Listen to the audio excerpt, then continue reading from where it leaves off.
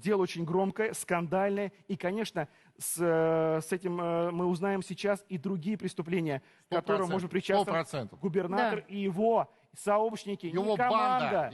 банда. Его банда. Это организованное преступное сообщество. Такого давно не было. У нас были коррупционеры.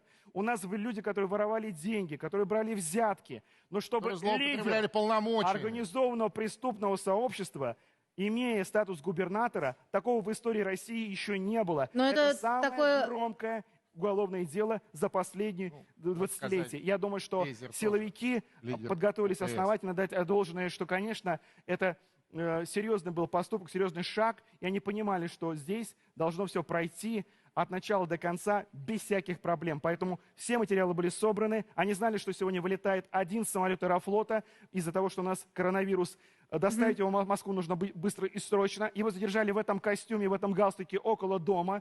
И водителя-охранника, у которого было оружие, доставили в Следственный комитет. Тут же в аэропорту следователь с ним побеседовал, еще раз озвучил те документы, которые они собрали уже заранее, и обвинил его в преступлениях, и сказал, что вы взяты под стражу и доставляетесь сотрудниками спецназа ФСБ, которые переоделись по гражданской форме, в наручниках, доставили Фургалов самолет Аэрофлота, и, как правило, конечно, провели мимо бизнес-класса и посадили в конец около туалета. Так всегда все чиновники возвращаются в Москву, в Басманный суд. На последнем ряду около туалета, все сотрудниками,